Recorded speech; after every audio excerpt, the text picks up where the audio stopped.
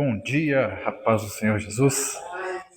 Nós vamos hoje para a nossa última EBD e nós vamos ver Oséias, capítulo 13 e 14, o final do livro de Oséias. Vamos começar pelo capítulo 13.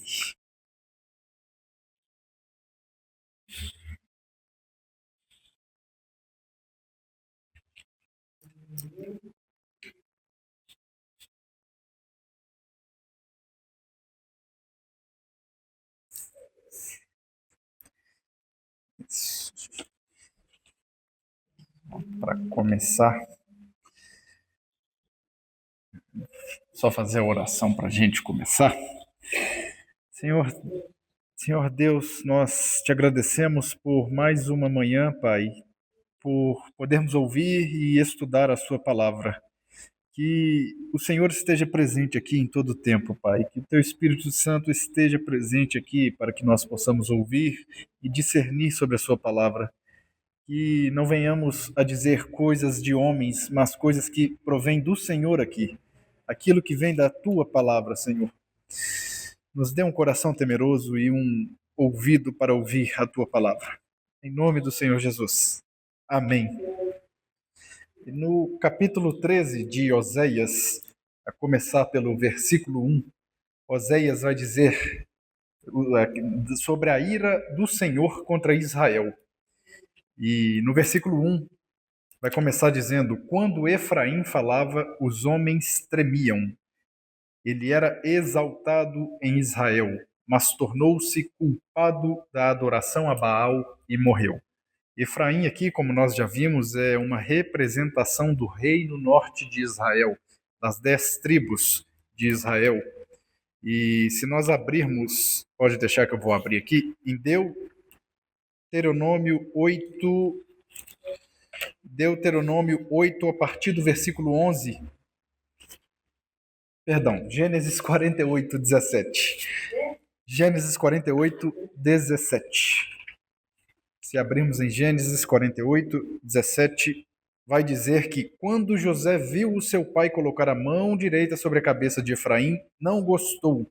Por isso, pegou a mão do pai a fim de mudá-la da cabeça de Efraim para a de Manassés. E lhe disse: não, meu pai, este aqui é o primogênito, põe a mão direita sobre a cabeça dele. O seu pai, porém, recusou e respondeu: eu sei, meu filho, eu sei. Ele também se tornará um povo, também será grande. Apesar disso, o seu irmão mais novo será maior do que ele, e a sua descendência será uma multidão de nações. E aqui ele estava falando de Efraim, e Efraim de fato se tornou a tribo dominante entre as 10 tribos do norte. Tanto é que aqui é designado como, para representar todo o reino norte, Efraim. E eventualmente, ele é usado como essa designação nacional para as 10 tribos de Israel, como nós já estamos habituados aqui em Oséias. E como uma tribo tão forte, uma tribo que teve esse reconhecimento do pai lá atrás e durante toda a monarquia de Israel, agora acaba morta.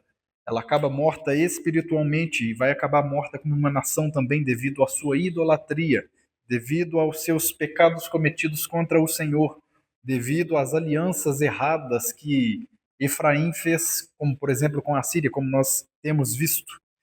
E uma grande nação, uma grande tribo como a de Efraim, acaba que por se tornar algo que não é agradável a Deus e por isso ela morre espiritualmente e vai enfrentar a morte como nação. E o versículo 2 vai continuar dizendo que agora pecam cada vez mais. Com a sua prata fazem ídolos de metal para si, imagens modeladas com muita inteligência, todas elas obras de artesãos. E nós podemos ver aqui, como eu já disse ao longo dos capítulos aqui, a cauterização da consciência deles. Eles passam a pecar cada vez mais, eles passam a se distanciar cada vez mais. E por adorarem a esses ídolos, por amoldarem para si ídolos de prata, ídolos de ouro, eles vão se tornar algo que o Salmo 115:8 vai nos dizer. E eu vou abrir rapidamente aqui.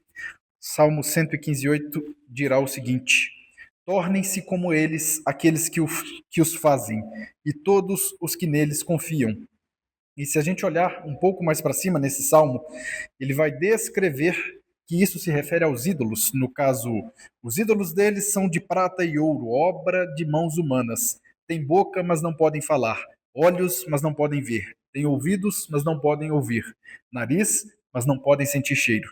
Têm mãos, mas nada podem apalpar. Pés, mas não podem andar.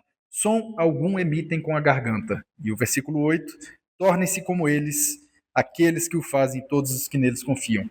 Então nós vemos aqui que tudo isso que está acontecendo com Efraim, tudo isso que está acontecendo com Israel, ele está se tornando cada vez mais distante de Deus, ele cada vez peca mais contra Deus, é consequência de toda essa idolatria, de toda essa adoração errada.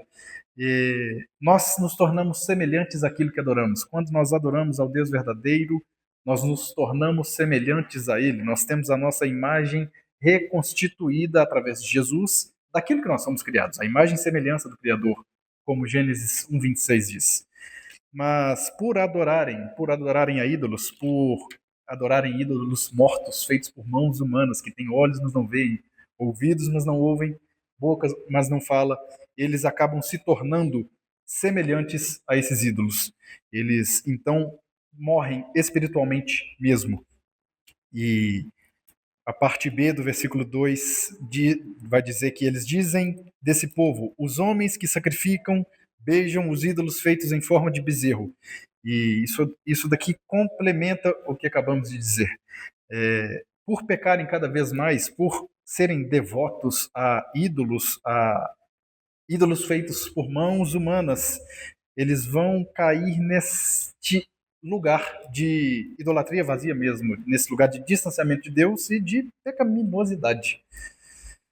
No versículo 3 podemos ver que por isso serão como a neblina da manhã, como o orvalho que bem cedo evapora, como palha que em um redemoinho elevada de uma eira, como a fumaça que sai por uma janela. E todas essas 4 descrições aqui, elas vão descrever a futilidade espiritual, elas vão descrever a vaidade, o vazio e a falência da idolatria. Algo que não perdura, algo que não tem fundamento, e de fato não tem. Israel descaradamente aqui quebrou os 2 primeiros dos 10 mandamentos. Amarás ao Senhor teu Deus, não terás outros deuses, o primeiro mandamento, e o segundo, não farás para ti imagem de escultura. E Israel acaba por quebrar toda a lei, né? Porque Tiago fala que quem erra em um ponto erra em toda a lei, mas aqui nos 2 primeiros grandes mandamentos dos 10 mandamentos. No versículo 4, Oséias vai continuar, mas no caso aqui, Deus falando: mas eu sou o Senhor, o seu Deus, desde a terra do Egito. Vocês não reconhecerão nenhum outro Deus além de mim, nenhum outro Salvador. E eles não reconheceriam porque de fato não existe. Isaías, lá em Isaías 43:11, vai dizer que não há outro além de Deus. Deus é o Senhor, Deus é o soberano, e não existe outro. O que eles estavam tentando fazer aqui era provavelmente uma imagem de Deus, mas Deus diz para não fazer imagem dele. Deus diz que ele não precisa de imagem, e é uma ofensa para Deus ser comparado a uma imagem, você tentar replicar a Deus assim. E quando Israel faz tudo isso daqui, ele esquece de Deus, ele não só está pecando, mas ele esquece do Senhor Deus, que tirou ele da terra do Egito, que zelou por eles durante toda o vagueamento deles pelo deserto. As sandálias deles nem sequer se desgastavam por 40 anos, e Deus os alimentou. Mas quando eles fazem tudo isso daqui, é uma resposta de ingratidão tamanha a Deus, ao Deus que provê, ao Deus que cuida. E ele vai descrever isso um pouco mais para frente. No versículo 5 diz: eu conheci vocês no deserto, naquela terra de calor ardente. Quando eu os alimentava, ficavam satisfeitos. Quando ficavam satisfeitos, eles se orgulhavam e se esqueciam de mim. E isso daqui, lá em Deuteronômio 8:11, vai dar um alerta bem pertinente quanto a isso. E Deuteronômio 8:11 diz, a partir do versículo 11: tenham o cuidado de não se esquecer do Senhor, o seu Deus, deixando de obedecer aos seus mandamentos, às suas ordenanças e aos seus estatutos que hoje ordeno a vocês.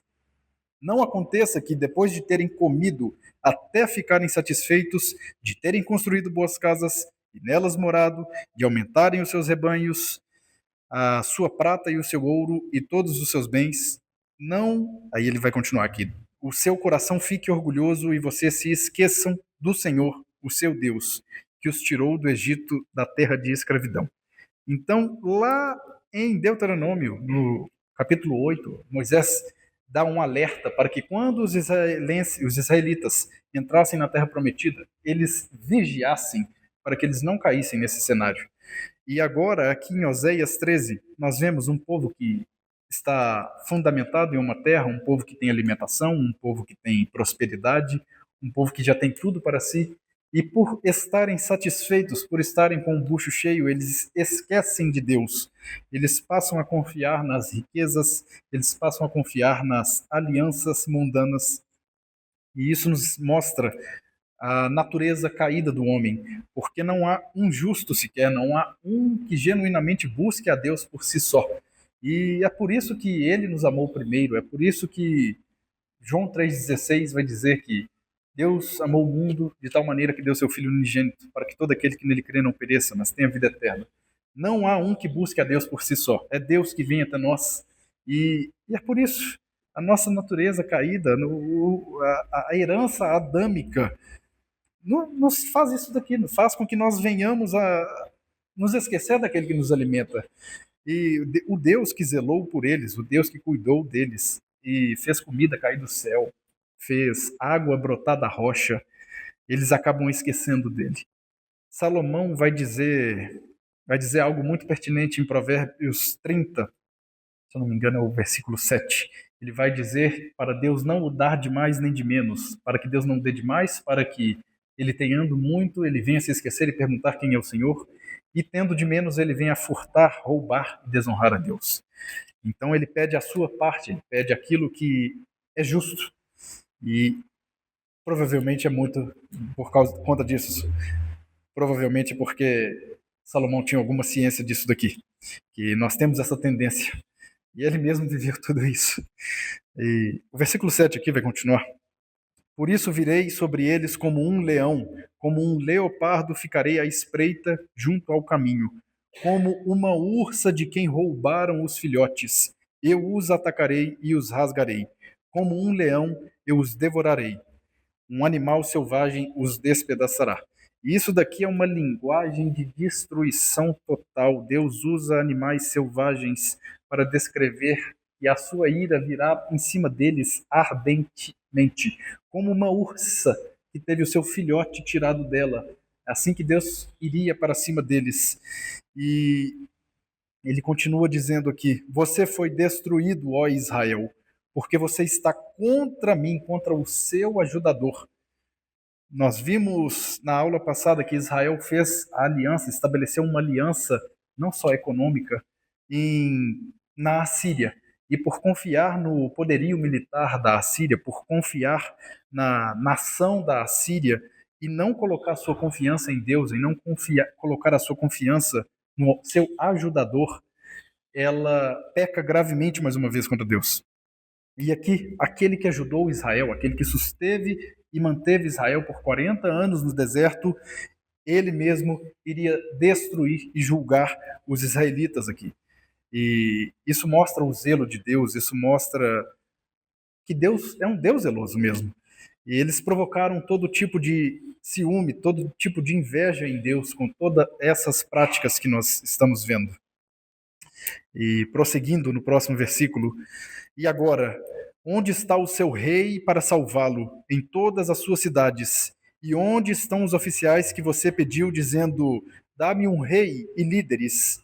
E aqui nós vemos Deus ironizando Israel, que depositou a sua confiança durante toda a época de monarquia em reis, em líderes políticos, em homens, em comedores de feijão mesmo. E Deus ironiza aqui porque eles confiavam nesses líderes humanos. E vale lembrar que o homem não pode salvar. Por mais grande que seja o homem, por mais que seja um Trump da vida, ele não pode salvar ninguém. Somente um que pode salvar, e é Deus, através do seu Filho Jesus Cristo. Só que Israel, ao longo de todo o seu caminho, ao longo de todo o seu tempo, ele começa a depositar a sua esperança, a sua confiança onde não deveria. O versículo 11 vai ser bem claro quanto a isso, porque ele diz, Deus continua dizendo, dei a você um rei na minha ira, e o tirei na minha indignação. E aqui é muito provável que seja um encurtamento do primeiro rei e do último, no caso Saul e o último rei Oséias. E o primeiro rei Saul, vale lembrar que está escrito em 1 Samuel 8:7, que o povo estava pedindo por um rei, o povo já não estava querendo mais Deus como governador, Deus como controle ali. E eles passam a pedir um homem. E Samuel fica até chateado e Deus vai falar algo muito memorável para ele, que é, Samuel, não te rejeitaram a ti, rejeitaram a mim. Mas se é isso que eles querem, eu vou dar isso para eles.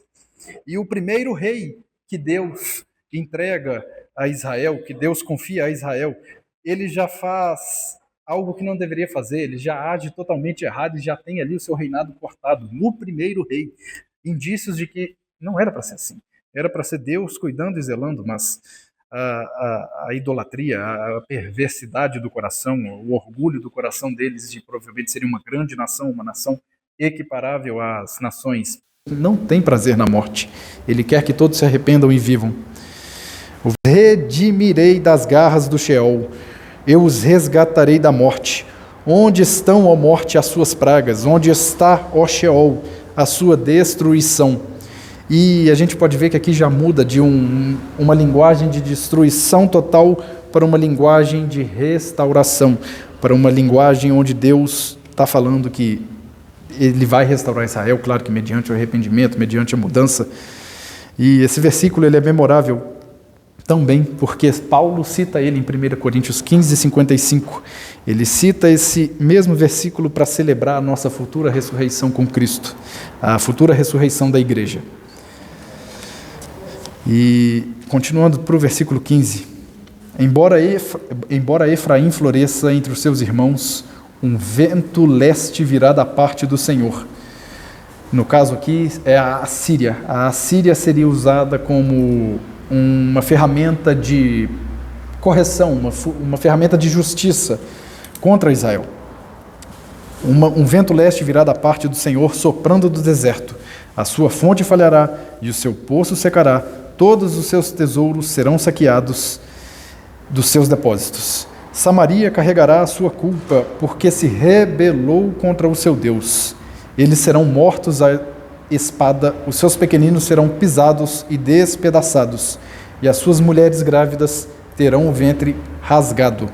E lá em 2 Reis, pode deixar que eu vou abrir aqui, 2 Reis 17:5, vai dizer um pouco sobre isso, sobre esse juízo, sobre essa invasão da Assíria. E ele diz aqui que o rei da Assíria atacou todo o país, depois atacou também Samaria e a sitiou por 3 anos. No 9º ano do reinado de Oséias, o rei assírio conquistou Samaria e deportou os israelitas para a Assíria. E isso aconteceu. Acabamos de ver aqui que isso aconteceu. Só que esse sofrimento aqui, a gente pode pensar, poxa, mas pequeninos despedaçados, pisados, Deus agindo contra a nação que ele protegeu por 40 anos, mas eu não posso julgar os julgamentos de Deus. Mas uma coisa eu sei, esse sofrimento aqui, ele não é um ato arbitrário de maldade de Deus, de forma alguma, mas ele é um resultado direto das consequências de Israel, que Efraim, no caso, o Reino Norte, vem plantando durante todo esse tempo, e Deus dando os alertas, olha, acorda, muda, arrepende, e eles não mudam. Então, Efraim vai colher o fruto daquilo que ele tem plantado. Efraim vai colher a escolha do seu povo, e ele vai se afastar da única fonte que pode salvar. a única fonte que é a fonte da vida, a única fonte que é a fonte da eternidade, que é a fonte de todo bem, Deus, Efraim se afasta, se distancia e passa a aproximar de homens, de líderes, de nações pagãs, de nações com quem ele não deveria ter amizade. E isso tudo acaba culminando no seu julgamento, isso tudo acaba culminando na sua destruição. E o último capítulo, o capítulo 14 do livro de Oséias, no versículo 1 dirá: volte, ó Israel, para o Senhor, o seu Deus. Os seus pecados causaram a sua queda. E no versículo 2, preparem o que vão dizer e voltem para o Senhor. Peçam-lhe, perdoa todos os nossos pecados e recebe o que é agradável, para que te ofereçamos o fruto dos nossos lábios. E Deus mais uma vez se mostra um Deus muito amoroso, um Deus muito misericordioso. Israel é convidado aqui a retornar, trazendo palavras de arrependimento a Deus, mas não só palavras vazias, claro, acompanhadas de obediência e retribuindo a graça de Deus para com eles, porque isso é graça, um Deus que pode fulminar uma nação, um Deus que pode fulminar com o pecador em instantes, dar uma chance para que eles se arrependam e vivam. E Deus vai continuar aqui dizendo, Deus vai condenar a adoração de palavras vazias, no caso. Deus condena a adoração de palavras vazias. Isso até mesmo Jesus vai dizer em Mateus 15:8, que ele cita Isaías: esse povo em vão me adora com os lábios, mas seu coração está distante. E é por isso que Deus diz aqui para eles, no versículo 1 e 2 do capítulo 14, como voltar para Deus. Voltar com esse lábio arrependido, mas não só de palavra, com o coração quebrantado também, um arrependimento genuíno, não só consternação, não só tristeza, não só remorso, mas é de fato uma transformação, e é uma transformação que só Deus pode mudar, de fato. Versículo 3, a Assíria não nos pôde salvar, não montaremos em cavalos de guerra, nunca mais chamaremos nossos deuses, com D minúsculo, aquilo que as nossas mãos fizeram, porque em ti o órfão encontra compaixão. E aqui no versículo 3, ele vai dizer de uma dependência de outras nações, de tudo isso que nós vimos, depender daquilo que não é Deus, depender de nações pagãs, depender da Assíria, do poderio militar da Assíria, e os ídolos, feitos e esculpidos pela sua própria mão.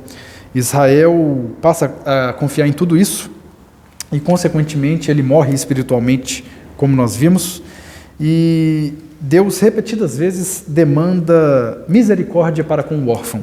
E quando aqui diz, porque em ti o órfão encontra compaixão, está dizendo que todas essas práticas de Efraim, por não confiar em Deus, confiar em homem, confiar na Assíria, confiar em ídolos, o deixou como órfão. Só que isso daqui é um exemplo maravilhoso da misericórdia de Deus, porque Efraim pecou tanto contra Deus, Efraim fez tudo o que fez contra Deus, no final se torna como um órfão, e Deus exige justiça para o órfão.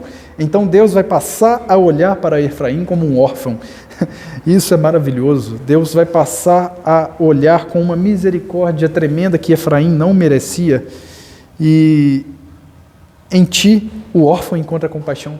Então Efraim conseguiria encontrar compaixão em Deus se ele mudasse de fato, se ele escutasse a voz de Deus. E Deus olharia para ele como um órfão, como uma criança desamparada, como uma criança que não soube andar por si e se tornou um órfão mesmo. Isso é maravilhoso. Isso demonstra muito a misericórdia de Deus. O versículo 4 vai continuar: eu curarei a infidelidade deles e os amarei com generosidade, pois a minha ira se desviou deles. Serei como o orvalho para Israel. Ele florescerá como o lírio, como o cedro do Líbano aprofundará as suas raízes, e os seus brotos crescerão. O seu esplendor será como o da oliveira, e a sua fragrância como a do cedro do Líbano. Os que habitavam a sua sombra voltarão e reviverão como o trigo, florescerão como a videira, e a fama de Israel será como a do vinho do Líbano. E eu li todos esses versículos aqui porque são metáforas que vão representar o amor de Deus, vão representar a vida de Deus em Israel. São metáforas que vão representar a misericórdia de Deus. Mas é claro que o cumprimento final dessas promessas vai ser no milênio. E o milênio aqui é o reinado de Cristo na terra, iniciando após a segunda vinda, após a batalha do Armagedon e a grande tribulação. Vai ser um período de paz, de justiça, com Satanás preso e Jesus governando aqui nessa terra. Mas é claro que isso ainda não aconteceu em 100%, afinal, Israel não arrependeu, Israel não se voltou para Cristo, não reconhece Jesus como Messias ainda. E conforme os versículos 2 e 3 que nós vimos aqui, que Deus pede um arrependimento com palavras de arrependimento e um coração também de arrependimento.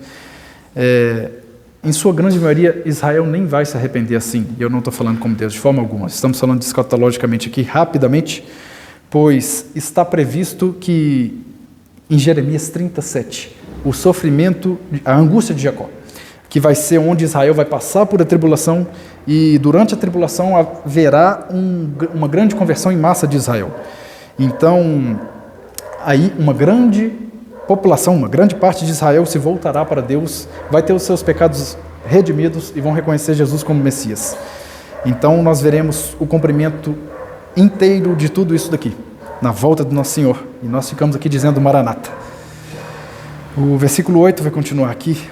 Ó Efraim, que tenho eu a ver com os ídolos? Sou eu que respondo às suas orações e cuido de você. Mais uma vez, o Senhor e não ídolos irá cuidar, irá zelar de Israel. Afinal, como nós vimos, ídolos têm olhos, mas não veem, ouvidos, mas não ouvem, boca, mas não falam. E tornem-se semelhantes a eles, como os que o adoram. Mas o nosso Deus é um Deus vivo, é um Deus bem vivo, é um Deus que tem olho e vê, é um Deus que tem boca e fala, é um Deus que tem ouvido e ouve. E Deus irá responder às orações e cuidar deles, assim como Ele faz conosco. Sou como um junípero verde, o seu fruto procede de mim. E aqui Deus não a terra, Deus não nações, Deus não a Assíria, Deus não ídolos. É quem cuida, é quem prospera e é quem mante. É Deus quem faz tudo isso.